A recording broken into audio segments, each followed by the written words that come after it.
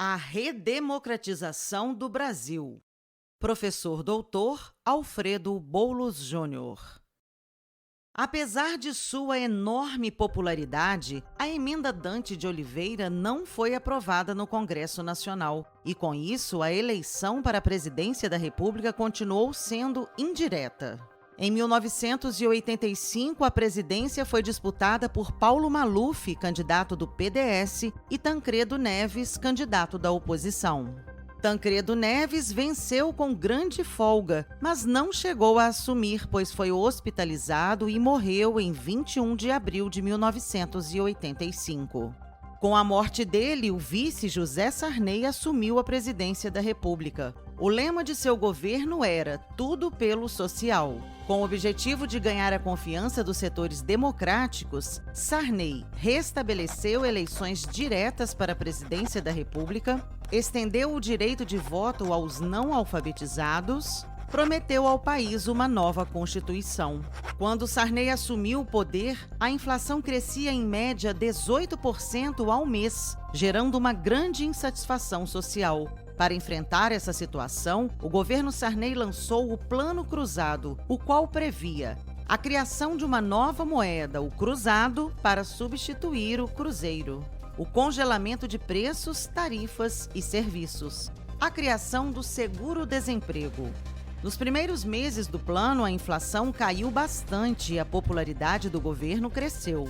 Mas, com o congelamento dos preços, ocorreu uma corrida ao consumo e começaram a faltar mercadorias nos supermercados. Aproveitando-se dessa situação, muitos empresários passaram a praticar o ágio, cobrança acima da tabela. Então, a Polícia Federal descobriu que parte dos fazendeiros se negavam a abater o gado. Por isso, começou a faltar carne para a população. Se o abate dos bois não se normalizar nos próximos dias, o governo promete que vai lançar mão da Lei Delegada número 4 e confiscar o boi no pasto.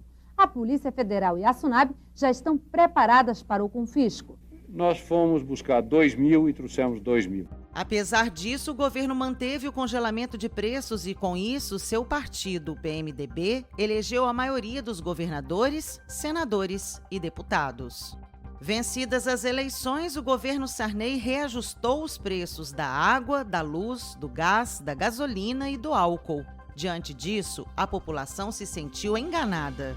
Ao mesmo tempo, com a liberação dos preços, a inflação disparou, gerando grande instabilidade social. Enquanto isso, deputados e senadores reunidos no Congresso discutiam uma nova Constituição para o país. Os movimentos sociais, negro, indígena, operário, feminista, entre outros, pressionaram a Constituinte exigindo direitos e exercendo sua cidadania. Por causa dessa intensa participação popular, a Constituição de 1988 incorporou importantes avanços sociais e é conhecida como Constituição Cidadã. Forma e regime de governo: República Federativa e Presidencialista.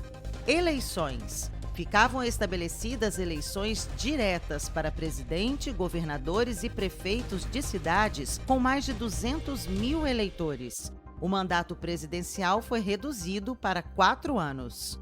Voto. Os não alfabetizados ganharam o direito de votar. O voto tornou-se obrigatório para os brasileiros maiores de 18 e menores de 70 anos de idade, e facultativo para os maiores de 70 anos e para os jovens com 16 ou 17 anos de idade. Legislação de trabalho. A jornada semanal passou de 48 horas para 44 horas. Foram garantidos o seguro-desemprego e o 13º salário para os trabalhadores. A licença maternidade passou para 120 dias e criou-se a licença paternidade de 5 dias. Povos indígenas. O artigo 231 reconheceu aos indígenas os direitos originários sobre as terras que tradicionalmente ocupam. Ao governo caberia demarcá-las. Racismo. O artigo 5º da Constituição definiu o racismo como crime inafiançável e imprescritível, sujeito à reclusão nos termos da lei. Liberdades civis. Garantiu a liberdade de expressão e proibiu a censura. E falando ao Brasil, declaro promulgada